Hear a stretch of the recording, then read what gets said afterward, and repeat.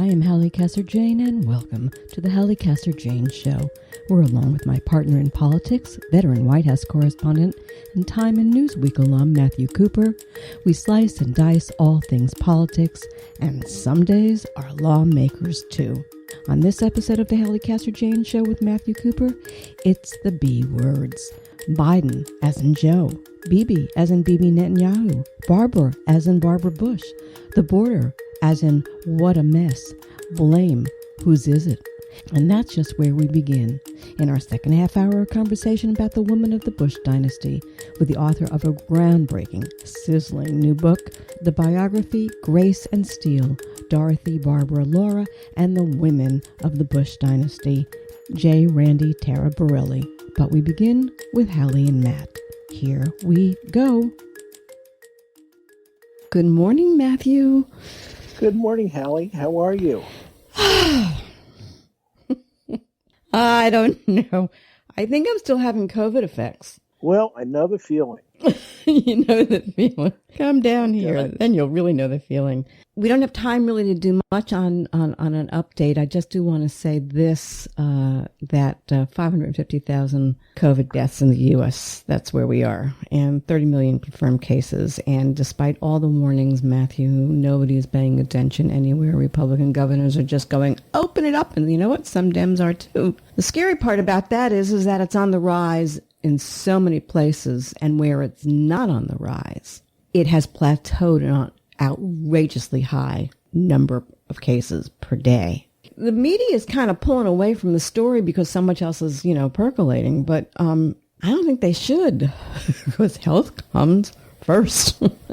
The health of the nation comes first. That said, are you any closer to getting your shot? Well, I've been unable to get one in D.C., so I actually went to Pennsylvania, about 2 hours away, where CVS was giving them out regardless of where you're from. So, I didn't pretend to be a Pennsylvanian. I just signed up. Great.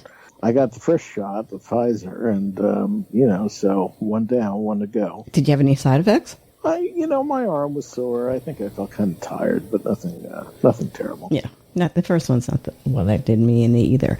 So that leads us to a whole lot of stories to talk about today, and who knows where to start? Immigration, gun violence, the filibuster. What says Matthew? What do you think is the lead story this week? The lead story, I think it should be the continuing pandemic, which has continued to wreak so much havoc in American life, but the media has been pretty focused on the shooting, as they always are, and the surge of refugee seekers at the border. So, but I agree with you. I think it ought to be the pandemic. Yeah, it's scary that it's not. So let's pick up on the immigration thing, because you and I were way ahead of the curve on this one. We both said months, if not more ago, this was going to be a problem. Well, you're a veteran of Central America. Well, you know the region. But it's not the region that's the problem. The problem is the way, American presidents deal with the problem and the crazy. And in this case, it seems that the news media is actually writing the story, taking a page out of the Trump years. Look, they need to get those clicks, Matt. Anything that's a hot button issue, boy, they go to town and they say it, and they don't back up any facts with anything. No. And I think there are also a lot of pent up, need to go after Biden. After pummeling Trump for so long and giving Biden the golden rollout, now they're like, they've been waiting for the other shoe to drop, and now they're just, they're pouncing. And I that is a story in and of itself. Right now, with this Michigan media that we have, which isn't under the umbrella of, strong media establishments anymore. It's just spread out everywhere, and anybody can be a journalist, and it's just crazy but even stuff. The mainstream, it's like, Martha Raddatz at the border. I know. Did you see that? I listened to it. I love her to death. I've had her on the show a number of times. But this was a bridge too far. Just a bridge too far. Yeah, I mean, they haven't really made... There's no case. I mean, look, Biden, they have laws they have to comply with on refugees. They could have more loudly said, don't come. But, unless they went back to old Trump policies of separating kids and parents, which they weren't going to do, they were kind of stuck with this. I mean, this is how you have to process refugees. And, unfortunately, there's an education problem going on here, too, because I think Americans don't understand what our rules are in terms of immigration and what steps people have to take. I don't think the reporters do either. They just conflate everything. Exactly. And I think that's a big issue. But that's an issue on a lot of things. It seems like right now there's a real uneducated reporter manning the ship, if you will. I mean, the White House reporters are not up to snuff right now. They're not you, honey. They're not. They're really not. Go back there. I don't feel like their policy sophistication is great. No, it's a lack of proper education. There is a couple of things though I do want to take further than just the media, and that is obviously the Republicans are ginning it up because they saw the opening, they took it. Today, Biden announced he's sending a delegation down there. I mean, today, Biden officials, lawmakers, and one pool reporter. I don't know if that's, too little, too late. But here's another one that I didn't think got enough play, and I couldn't verify it, but I don't even remember where I read it. But Mexican president blames Biden's policies for the problem. But he's an old Trump, and he became good buddies, the current Mexican president. Right. I mean, he's got his own issues, right, internally. I mean, the Mexican people don't want the migrants going through their country either. Nobody does those. And they don't want these tent cities in Tijuana. It's a mess. It's a mess. But you know what? Way of Laredo. Right. It's a mess like everything else in this country is a mess. If you don't solve the problem, the messes mushroom and they become the messy stories. And now we're going to go to gun control legislation because, again, there's another mass shooting in Boulder, Colorado. Another story that just becomes a mess because nobody's willing to take action and do anything. I read this morning that Biden considers himself a two-term president. He's going for that second term, no matter how old he is or whatever. That has a lot to do with this. I think unless he's infirmed, he should. Well, yeah, there are those who are saying he's infirmed now. At the moment, I don't think she can win. So. Oh no, she doesn't have a chance. But say that. But well, I do. I don't think she's got a tougher climb than he would. But anyway, right. Well, long. That's a long way down the road.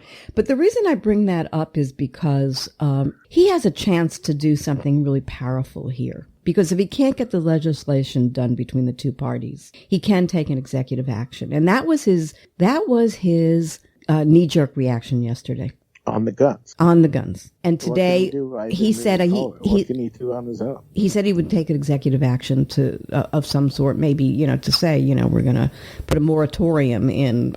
Who knows what it was, but it was something. Right. Okay. It was breaking the juggernaut. And already this morning, speaking of Vice President Harris, she backtracked from all of that. So the only way this presidency works right now, we're going to talk about this in a second, but we can bring it into this conversation now, is if Biden has some balls, honey. Because he's got to say, look, we can't get anything done, and we can't afford another 4 years or 8 years of getting nothing done. We need to get things done. And if the Republicans don't want to play, I'm willing to put my 8 years on the line. And here's what we're going to do. He'd be a hero. Well, you only do it if you think you can get it. And I don't know if that would get it. Well, here, you've got the shootings. You got a lunatic judge in Colorado who just, days before said AR-15, fine. They tried to make it you can't just have them. I don't know how that guy lives with himself. Right. Because I couldn't. Could you? Well, they're in their own worlds. I guess, but I couldn't live with myself. But here's the thing. And then it gets down to the same old story. And I want to ask you about this. Everyone talks about Second Amendment rights. Yeah. Has anyone read the preamble to the Constitution? I believe people have, but, it varies. It's interpretations.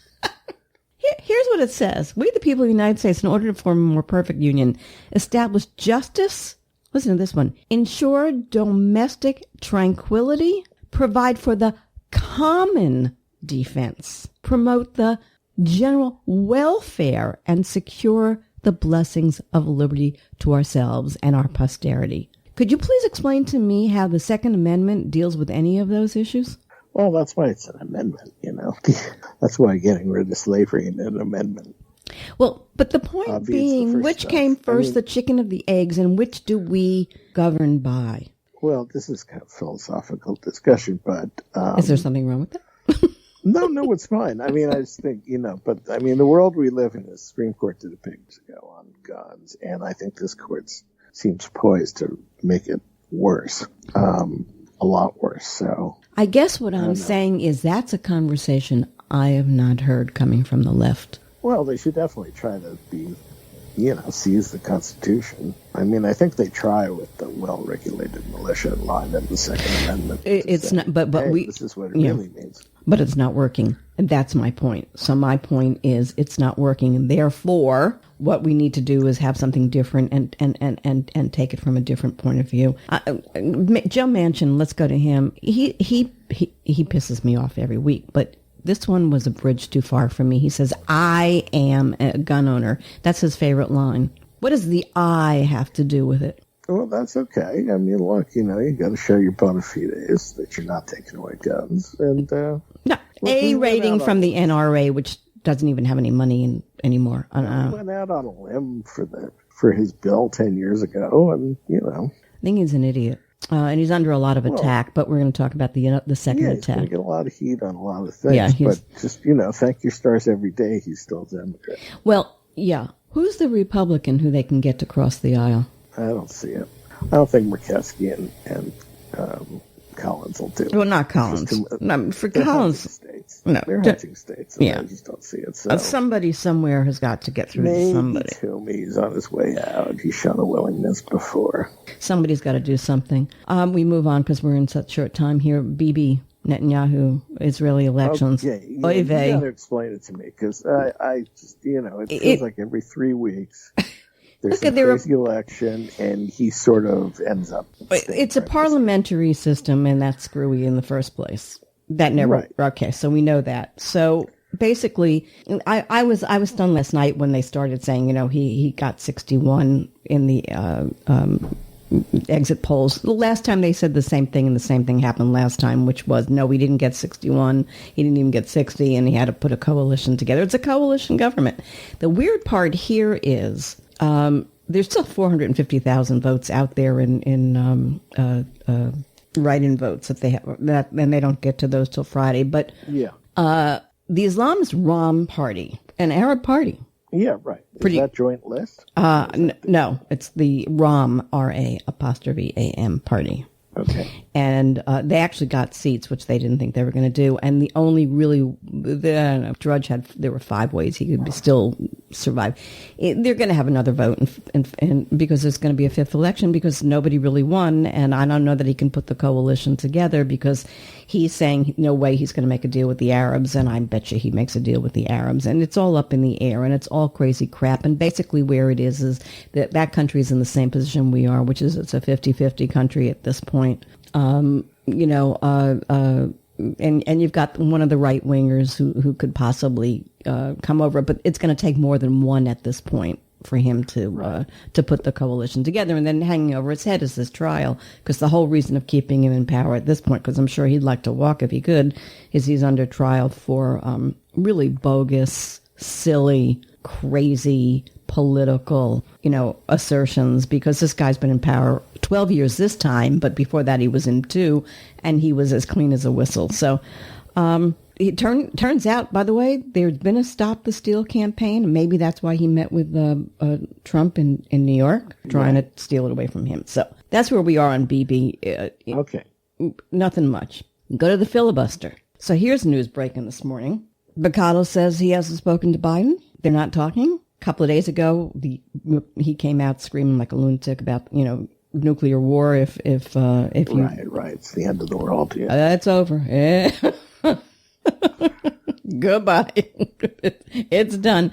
But it was a concerted effort. I always like to see, because they're really good in getting their talking points out there, man. I mean, every Republican was out there giving the same line that whole day. The thing about it is this. You know what? If they can pull it off, which they can't, because Manchin and maybe what's her name from Arizona aren't in on it. Yeah, well, there's a little flex there. There's a little flex. If they could pull this off, see, I personally think heroes. Because what American who starts to see money in their wallets, affordable health care, the economy booming, life getting back to normal, the things that they want done, doesn't go, thank you, Joe Biden, for breaking the juggernaut? I said it earlier. What do you think? Yeah, no, I agree. Look, I think it's, I think when it worked decades ago, it was like a break glass in case of emergency thing. It was, for those of you who are old enough to remember such things, it was rarely used. When it wasn't always for good purposes, but at least it was a rarely tool. When some group felt really strongly about something, usually segregationists. But it wasn't used that much. So it didn't really affect life in the Senate all the time. But then the Democrats, and especially McConnell, just used it all the time. And so he effectively rewrote the Constitution to require 60 votes to pass something in the Senate. And it just, it screwed everything up. Everything. And it made McConnell very powerful, and it's a mess. It's time to get rid of it. Now, the danger is when you lose Congress next time, you're under the same mercy. Right. Yeah, next time there's two houses and a Republican president, it's not going to look as good. But so what? That's how it goes. I mean, the Senate is already so dead, weighted to Republicans. Right. But it's dead. Yeah, it's insane. I mean, why does North Dakota have 2 senators? Oh, God, we keep getting to that. Right. Yeah, right. Actually, the Dakotas have 4 senators. The Dakota, because it should be the Dakota. They weren't even supposed to be. Exactly. I mean, it's just, listen, here's the thing. Like I said, I do think right now, Biden is just sitting in a position we haven't had a president sitting in a very long time. He's got so many behind him on both sides of the aisle. He's an old man as compared to us. Right. And he doesn't have to have the 8 years. It would be lovely if he did. But he could effectively come in and become an historical figure, because he says enough is enough. And I'm willing to, what's that saying about cross your sword, your sword? Well, I always forget that saying. What is that? Fall on my, thank you. It's not something obviously I would do, but to fall on a sword, to bring things back to something, because once it's cracked, once that wall is cracked, everything falls into place. Right. Yeah, I hear you. Yeah. I think that makes... So I'm not sure why... Well, I hope he can do it. I think they might. I think they just might pare back. I don't think they're going to get rid of it, but I think if there are some ways they can pare it back, and I think that's more likely than not. But, who the hell knows? We move on, because there's no solution to that problem just yet. January 6th, 2021, remember the attack on the Capitol? So this... I cannot forget it. They took down the fencing this week, yesterday. So there's a little more freedom in Washington for you, right? Yeah. So this guy goes on 60 Minutes, appointed by... Go ahead. He had been the acting U.S. attorney in D.C., appointed by Trump, who's been prosecuting the... January 6th attack cases. And he kind of went on TV and kind of talked a lot about the case in a way that was more candid and revealing than most prosecutors do. And so now he seems to be in trouble for doing that. But he said that sedition charges are a viable charge and likely to be the charge. And then today, audio's released of they're leaking it. It's his office. He obviously is wants to see this done. I'm sure much to I hope he's got a lot of bodyguards, right? The audio's release of Path Keepers and Proud Boys coordinating their efforts. Which was the one who was with Roger Stone that day? The Oath Keepers. Hey, look, it's not easy to picture. What did Roger Stone know, and when did he know it? And here's a name that I'm going to bring up again. You're going to be a little shocked, maybe. What did Steve Bannon know? Because this is what he's been screaming about and wanting for years. And what did Trump know? And again, here's a story that should still be, truly front and center here. And it's odd that it's not. And that's Dem messaging. I think that's weird here because they've got something here and they're not playing it. And I don't get that. Yeah, I agree. And, every day it's a new crazy who gets arrested. So why are the Dems backing off of this one? I think I don't know. I mean, they're juggling. It's hard to keep the media interested. I don't know. To me, it's a great story. I mean, then Sidney Powell. Nut jobs. Trump's nut job. Yeah. Trump's attorney, right? Talking about, all the crazy with the, steal the election. And she comes out and she has to answer to the charges against her. And she says reasonable people wouldn't believe her election fraud claims. Help me out here. How does anybody find any of this sane? I don't get it. It's a great defense. I mean, Alex Jones is it. It's, basically don't believe what I say. She was representing the President of the United States. I don't know if that one's going to fly. Michael Cohen is up at least 9 conversations with New York Trump prosecutors, by the way. I find that fascinating. 9. And maybe more because that's a lot of talking. And the last time they brought him in person, and the only reason I even get there is because I say to you, he has not been on Twitter a lot lately, and so that's telling me he's doing more. Not a lot of Twitter from the fella. He's talking a lot. I can't wait to see how this one goes. DC statehood, real quick. This gets into Republican voter suppression. They don't want 2 senators from the D.C. because they're going to be Democrats. What happens? Why don't they even bother to bring this up? Because it's going nowhere. I think it's just kind of it's kind of a pander. They go through the motions. They say they tried, but I think it's tough. Might not be constitutional. You might have to amend the Constitution. Yeah. So it's a little act they go through each time. I know. It's kind of pathetic. Manchin, by the way, I have a note here that he's being pressured not to vote for H.R. 1 for the People's Act, which is the bill on voting. Yeah. So I don't know. We'll see how it happens.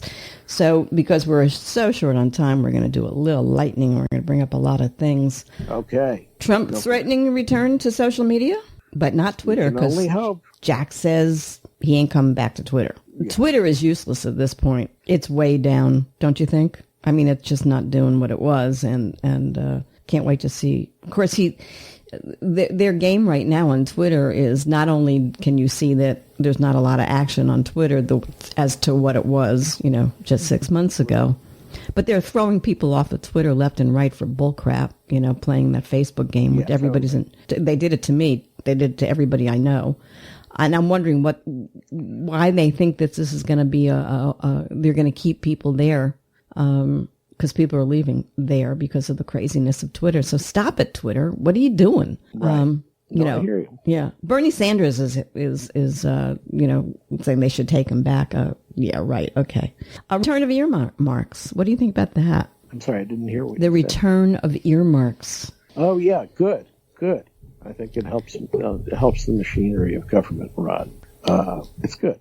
Gavin Newsom, Governor Cuomo, hanging in there. The one who's getting hit the worst is poor Chris Cuomo, whose ratings on CNN. Not so good. Yeah. Right now, I think Cuomo's going to make it. Yeah. Oh, I think he won't run again, but he's going to make it. I think Newsom's going to make it, too. No, can't run again. Can't run again. They got him on that. I think Newsom's going to be okay, too. But it might be a little closer than he wants. Yeah. Postmaster General Louis DeJoy, why he's still there is anybody's guess. Guy's a nut. Yeah, not good. Not good. And he's the man everybody loves to hate. That's what's even funnier about it. It's Trump's legacy. Crazy. Here's a weird story. James Huntsman, brother of John Huntsman. Yeah, I saw the headline. Sues the Mormon Church for misuse of his donations, seeking the return of his money. Now, he did leave the Mormon Church, which I did not know. Wow. Well, not shocking that someone would leave a church, but it's... The Mormon Church? Well, I mean, there are, there's falling away everywhere. But in any event, to go sue it, that's quite a claim. So, and it's not a sexual lawsuit, right? It's not no. No. They've just been using it for reasons that he finds untenable. But Vice President Harris doesn't salute the military when she boards her planes or passes by. A practice started by Ronald Reagan. So it's not old, but nope, she's not doing it, and she's been caught not doing it, and I find that interesting. Yeah, it seems like a bad idea. I mean, it's her call, I guess, but, But why? It doesn't cost you anything. No, I don't get that one at all. Major and Champ, the Bidens to rescue German shepherds, are back at the White House. I feel so much better now. What do they call them? Comfort dogs? Security blanket dogs? I think that's just the way. But anyway, they underwent training because, one of them kind of went after a Secret Service guy.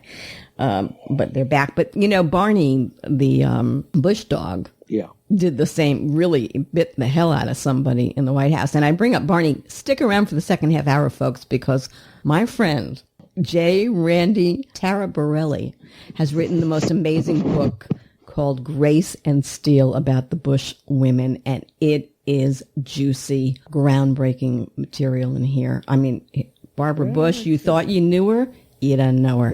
You didn't know her. And there's a story about Nancy Reagan in that book. Oh, boy. Clintons are back. Have you noticed? Well, they're doing their things. The Clinton Global Initiatives this week. He's Vice President Harris and some other big shots there.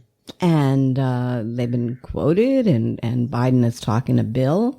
The Clintons are back. I wonder why he thinks that that's an alliance to pull in right now. I don't know. It's a small club of people who've been president. I think they generally, with the exception of weirdos like Trump, feel pretty close to one another, unless they have particular feuds going on.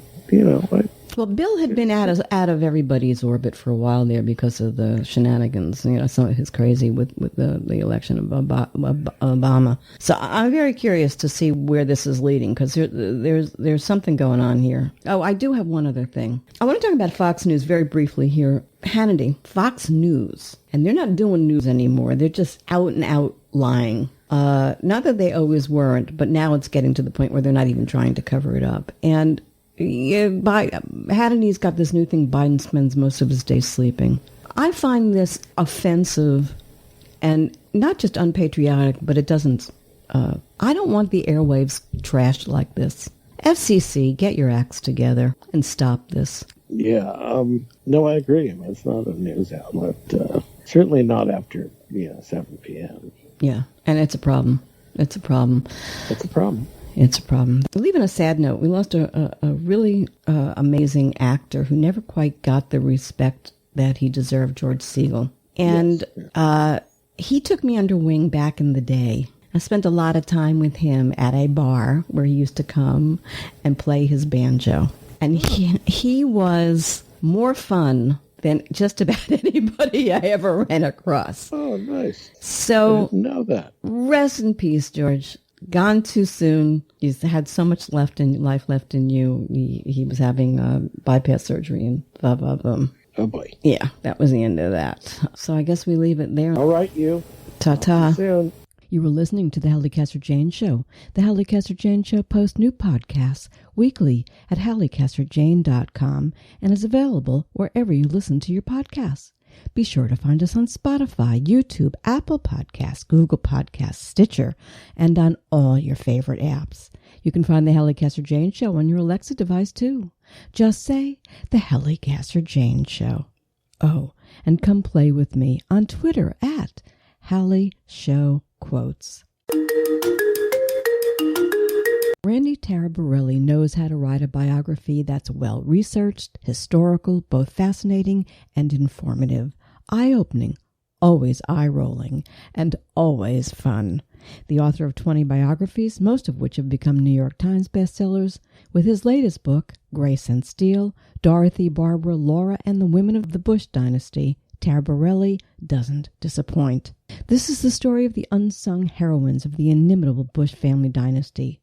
Not just the ones you're familiar with, but also the colorful women whose stories have been left out of history for far too long, including Barbara's mother-in-law, the formidable Dorothy Bush, the enigmatic Columba, wife of Governor Jeb Bush, and Laura's twins, Jenna and Barbara. This is groundbreaking material, a portrait of Barbara Bush that will astonish you, a Laura Bush who will surprise you, and a revelation of long-held family secrets that will sadden you.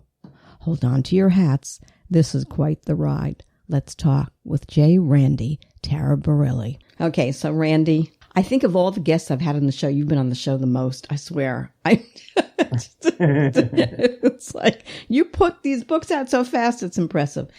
But I got to tell you a story about this. So we were scheduled to talk a couple of weeks ago, and I hadn't gotten the book. And, I like to at least read part of the book and get your a sense of what you're doing. So it finally comes, just the other day, as a matter of fact. And I have to tell you, so I cannot put this book down. My assistant keeps saying, "Where are you? Hallie, where'd you go?" And I'm like hiding off in a corner trying to read another page or two.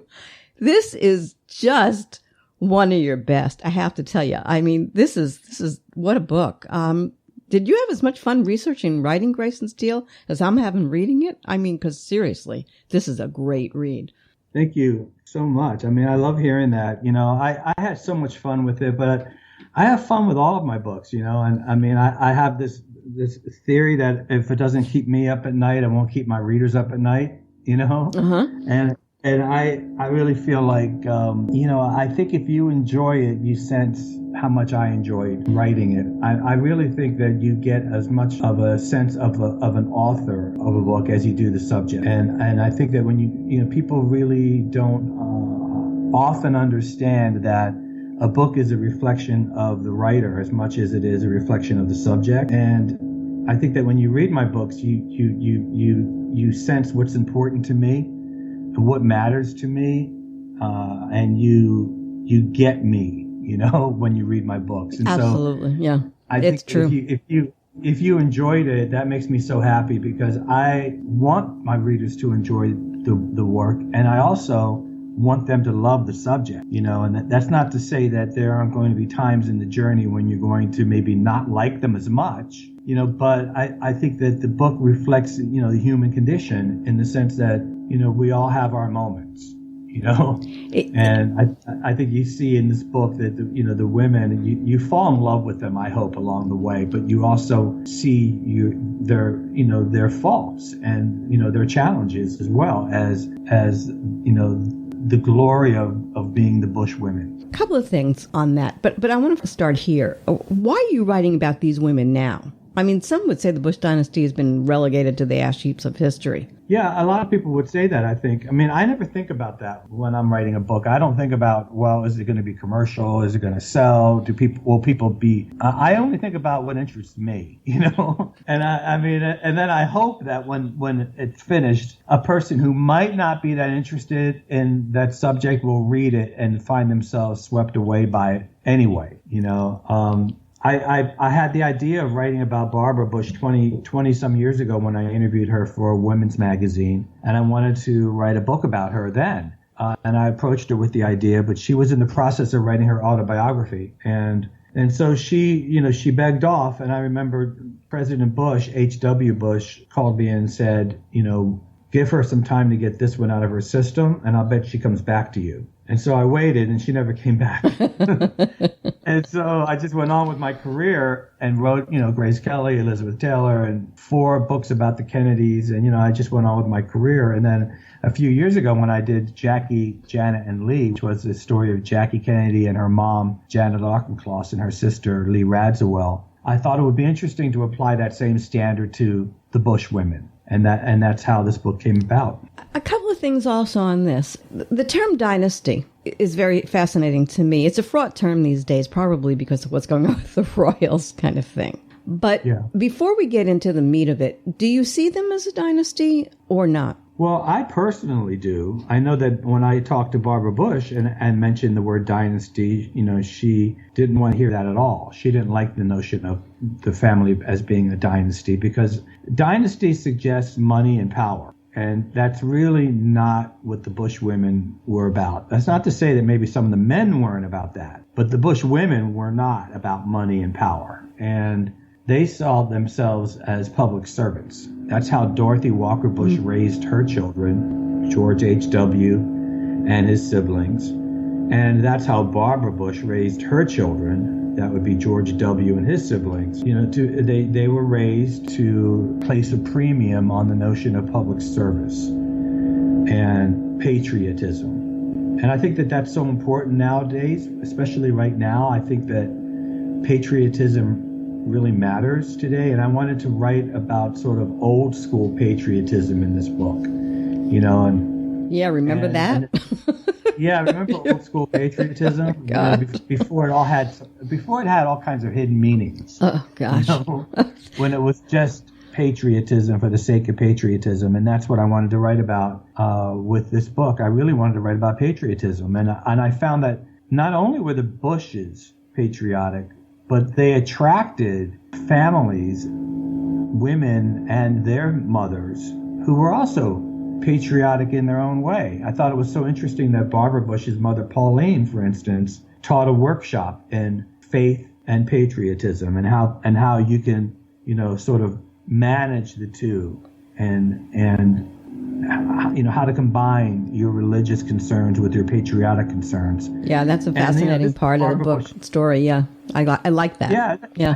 That's Barbara Bush's mom. I mean, so I think that in many ways, Barbara was raised the same way that Dorothy raised H.W. And certainly Laura was raised by Jenna Bush in the same way. So the people who married into the family kind of held the same beliefs as the family proper. Let me take you here. This is a book about women, and the term "the woman behind the man." Is that applicable here, or would it be better to say the woman next to their man? Because these women, particularly when you think about it, they're not today's women. They're a generation sort of ago, at least. They seemed interesting to me on that term. Their relationships to their men is fascinating. All of them, all of these women. Well, I thank you for mentioning that, because I think that that's really important. And Dorothy Walker Bush, she stressed equality in her marriage to Senator Prescott Bush, and these are George H.W.'s parents. I'm sorry. Dorothy, she wanted equality in her marriage, and the first few chapters of the book are about how she saw equality in her marriage, and this was back in the 1940s. And I also think it's so interesting that when Barbara Bush married into the family, Dorothy Walker Bush often told her daughter-in-law, "You don't have to listen to everything that my son tells you to do. You should have a voice in your marriage." And this was back in the 1950s, when before feminism was even a thing. That Dorothy was telling her daughter-in-law, "You don't have to listen to my son. You should have more agency in your marriage than that." And that's such a switch, that you wouldn't think that the older woman, the mother-in-law, would be telling the daughter-in-law that. You would think it might be the other way around, And what makes it even more complex and interesting is that Barbara didn't feel that way. Barbara was more conventional than her mother-in-law. Barbara's feeling was that, you should listen to what your husband has to say. And you have no choice but to do what your husband tells you to do. So in this case, the younger woman, Barbara, was more conventional than the older woman, Dorothy. And I think that Dorothy would have been fine with that had Barbara been happy in her marriage. Right, yeah. Barbara was profoundly unhappy all the time. And Dorothy just, like Dorothy, from my gathering, the way I look at Dorothy, she would have said, fine, have the marriage you want if it makes you happy. But Barbara wasn't happy. And that's why Dorothy kept pestering her daughter-in-law for like 30 years until finally Barbara did find her voice. But it wasn't until H.W. became vice president and Barbara was the VP's wife that Barbara began to really find her voice in her marriage. And that wasn't till the 1980s. I know. It's fascinating. Let me go here with you on this, too, because,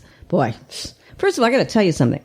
Your picture of Barbara Bush ain't the picture I had all those years. So that fascinates me right there. Women, we're our mother's daughters, Randy, and many women spent a lifetime trying either to deny that fact or acknowledge it for better or for worse and seek to carve out our own paths despite our mommies. Barbara Bush, I mean, really, talk about a mommy dearest. She had one hell of a mother. This Pauline Pierce. was a creation. Oh my gosh, I can relate in some respects, I gotta say. It's eye-opening. She didn't even go to her own mother's funeral, who was killed in a freak accident. Talk about that relationship, because that is so much of who Barbara was, that we didn't know. We didn't know. We really, when I interviewed Barbara Bush, and I asked her about her mother, she said something to me that was so profound and so sad. But she said, my mother had many interests, and sadly, I wasn't one of them. And and I thought, wow, what a sad commentary, And as I did more research into Pauline, I found that she was such a complex person. I have to tell you, I actually sort of fell in love with Pauline a little bit, because I just thought, wow, I mean, she's so sad and so complicated. I love the fact that, look, she had a terrible relationship with Barbara. I mean, there's no way around that. But she had her own challenges and her own struggles. And, she had a son who was sick and in the hospital for years. And, and I think that wears on any mother, to have a child in the hospital and sick. I mean, her son, Scott, had a bone condition that kept him hospitalized for a very long time. And I think that, and she was just fundamentally an unhappy person. But I think that what people don't understand about her is that she suffered from chronic depression during a time when people really didn't understand depression. And then Barbara, in turn, she also suffered from clinical depression, again, during periods of time, the 50s, the 60s, and 70s, that people didn't understand depression. And I think that, you can't take the illness out of the equation and still understand the women who were suffering. I hear you. Yeah. I think that really sort of, when I understood that about Pauline, I had a lot more empathy for her than I did before I understood that part of the equation.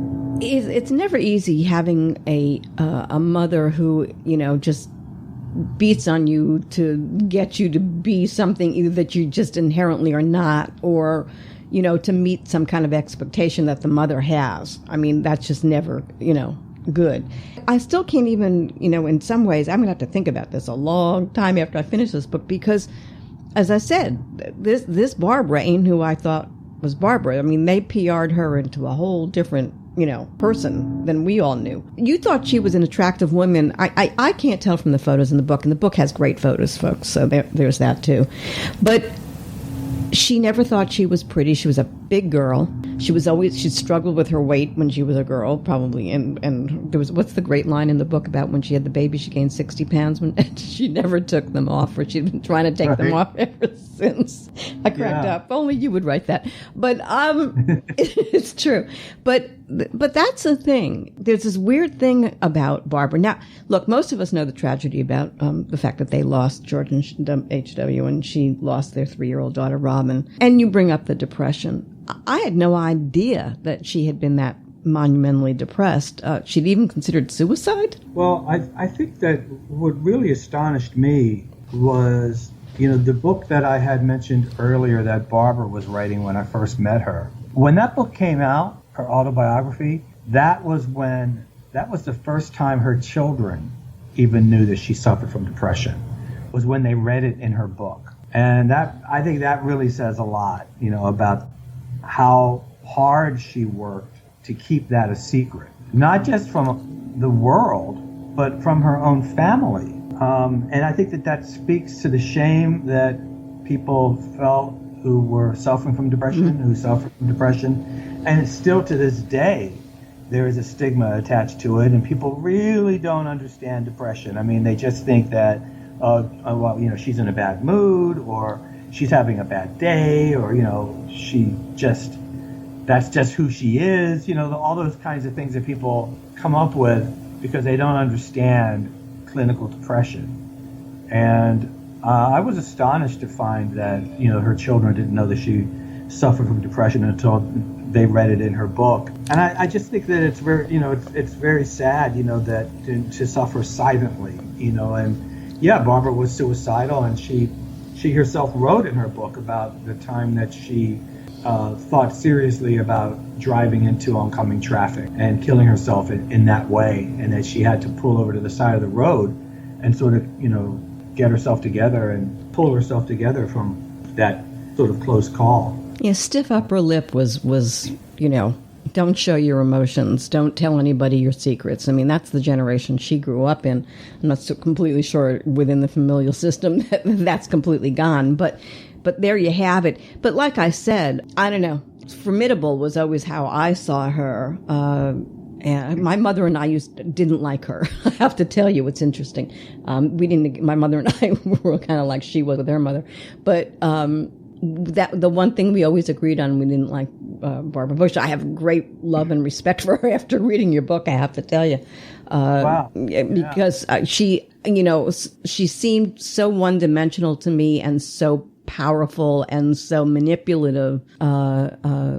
She never seemed real to me. She seemed programmed to me, and apparently that's true because she was far less strong than she wanted the world to perceive her as. I want to talk about her and her husband, as you brought it up. Not the best of times or the greatest of marriages. 18-year-long affair Bush the elder had with his secretary Jennifer Fitzgerald. I mean, what, Randy? How the hell did he get away with that for so long and have the storied career that he had? Yikes! It's funny because it was a different time, I mean, I don't know what to say about that, except I will say this. A lot of people have wanted to credit me for sort of the revelation of this, but to show you how much of a different time it was, this was actually revealed in 1991. I didn't reveal it for the first time. And what happened was George H.W., when he was president, was giving a press conference with the Prime Minister of Israel, I believe it was, and at Kennebunkport, and a story had come out earlier that day that he was having this relationship with this worker of his, Jennifer Fitzgerald, and the family was really concerned that this was going to come up in the press conference, and they considered canceling the press conference, but then they decided to just bring the entire family to Kennebunkport and have them positioned behind the president and the prime minister, thinking that nobody would dare ask such a question if the entire family was present, right? Well, leave it to Mary Tillotson, who worked at CNN at that time as one of their top reporters, to sort of disabuse them of that notion, because she stood up and she asked him very straight out, "Are you having a sexual relationship with this woman?" And that was really kind of the first time in 1991 that this came out. He denied it, of course, but then at that point, everybody started looking into it, and they realized that this had been going on for more than 15 years. And for me, I'm not, no judgment, yeah. Yeah. The way I feel about it is, how do I feel about this? I wasn't as interested in the affair as I was interested in why Barbara put up with it. It's more interesting to me than the fact that it happened. People have affairs, and that's just the way it is, especially people I write about, in my books, but I think what really mattered to me was the fact that Barbara tolerated it for so long, and I think that goes right back to what we were talking about earlier. It goes back to the way she was raised, and it goes back to the self-esteem issues that she developed because of her mom, and because of being constantly told that she wasn't attractive and constantly told that she wasn't worthy or that she wasn't valid. And Barbara grew up believing that she wasn't enough. And I think what's really telling is that when George H.W. did not win a second term as president, Barbara wrote in her diary that she was afraid that without the presidency, her marriage would suffer because she worried that she would not be enough for him. And this was after she was first lady. She was concerned that she would not be enough. And, you have to think of Barbara Bush, and you think about the way that we perceived her. You would never have believed that the Barbara Bush who came out of the White House would ever have believed that she wasn't enough for anybody. I have to tell you, it's her generation too, though, Randy, because that generation of women, that stiff upper lip again, turn their cheek, it'll go away, it doesn't matter, I'm in control. that was the 50s, 60, until the end of the 60s kind of MO. On whom women were back in the day. It's interesting to me now. I in a way understand when we all couldn't understand Bill Clinton and HW's relationship. They had a couple of things in common there, but so did the women. So did Hillary Clinton have to Barbara Bush, and so that equation should not be overlooked. Because part of it was the times, but like I checked it out. That wasn't my beat back in those days, but I was talking to my partner in politics on the show, Matt Cooper, and he said it was pretty. He knew Time magazine. He knew. So they didn't write it. I never got to ask him that question, which I will do next time I talk to him this week. But why wasn't it reported? But people protected people back in the day, which obviously we can see now that doesn't happen anymore. I'm also fascinated. Go ahead. Not to cut you off, but that's fine. I think that well, first of all, we weren't as mean. Is that it? That's true. There wasn't, we weren't as happy to report these things back then, So there's that, number one. But number two, I think that there was a kind of a respect that was given to first ladies back then, that you just sort of, I think this is one of the reasons why people didn't report on Marilyn Monroe with JFK. It's because there was so much respect for Jackie, that the media just felt like it was not really about covering for JFK as much as it was respecting Jackie. And I think that people respected Barbara Bush a lot. And that, and that even though they knew that this was going on all the way back to, before he was even president, before he was even vice president, I think that there was just a sense of, respect for the wife, that you just didn't feel like it was fair game. And frankly, that's how it should be now, if you ask me. What does it have to do with the governance? I mean, if you get into the Andrew Cuomo thing, we could go down that road. If somebody's abusive or harassing or that kind, it's like, I don't know.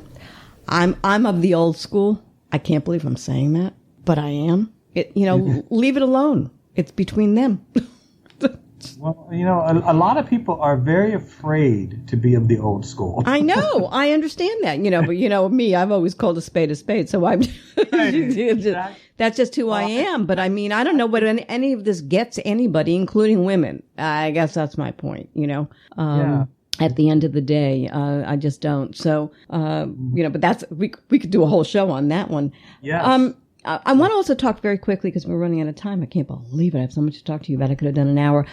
I'm fascinated with the marriage of W and Laura Bush. I wrote a piece for the Wall Street Journal, God, back in, I'm trying to think when it was, in the early 90s, I guess. And I said that Laura was a Veronica when Bush was better suited for a Betty, going back to the old Archie comic heroines. I think I was wrong. Because you write that this is some marriage. I mean, Laura's formidable. I mean, she's fascinating in her own right, for sure. Talk to me about that marriage. I love that marriage, because what I love is that things don't always work out as you expect. And, you would have thought that H.W.'s behavior with Barbara would have set the template for how his son, W, would relate to his wife. But it didn't.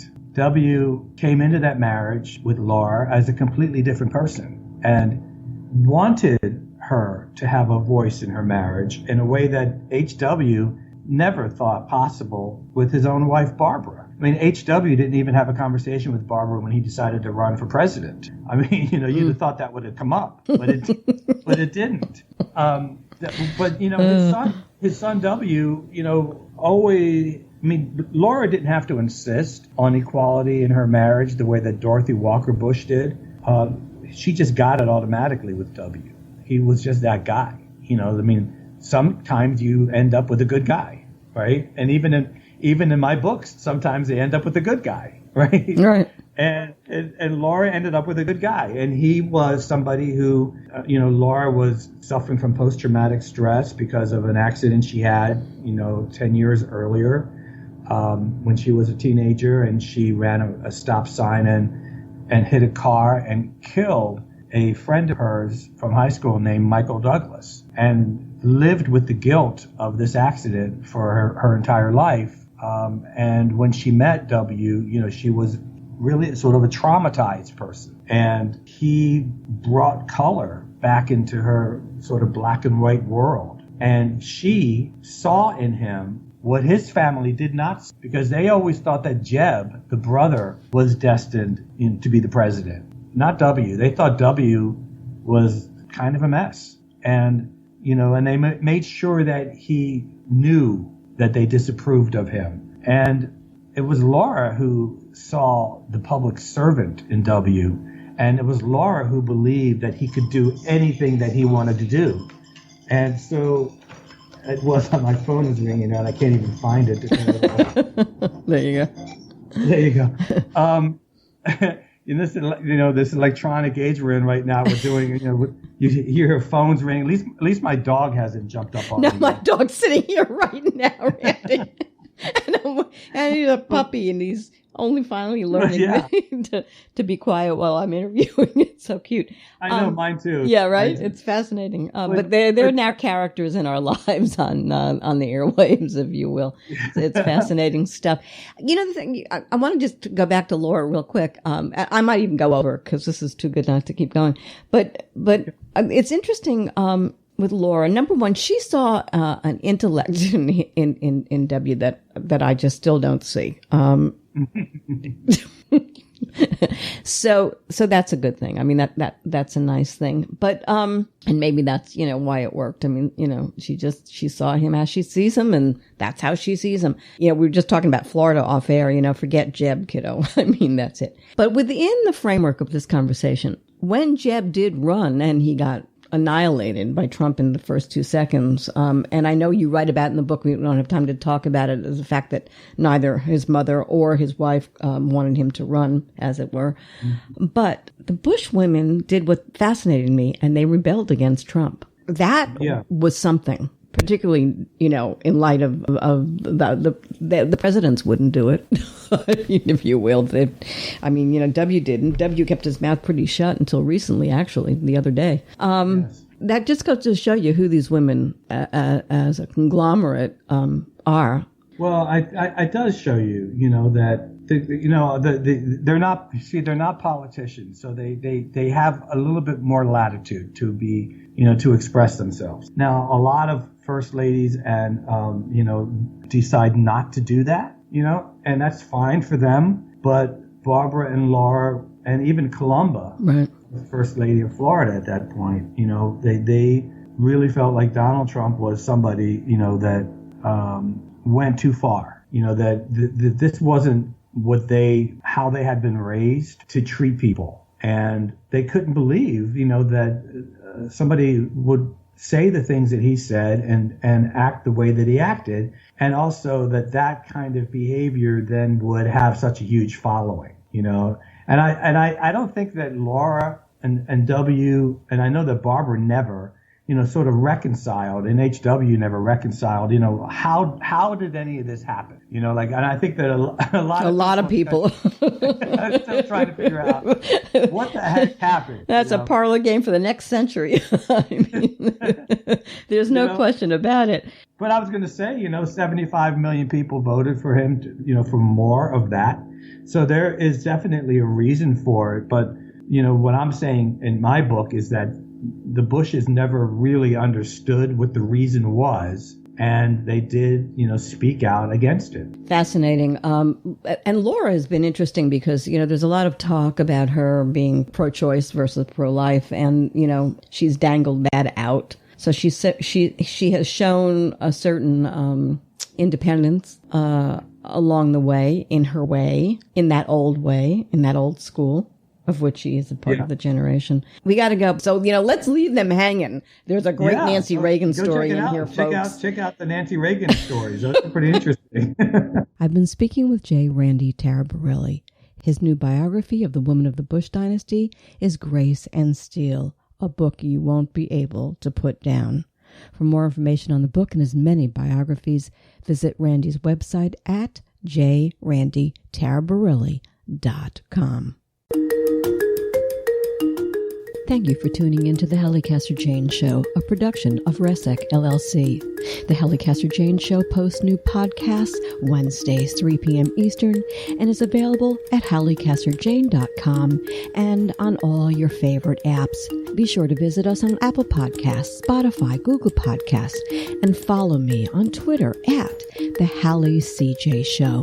Until next time, this is Halli Casser-Jayne.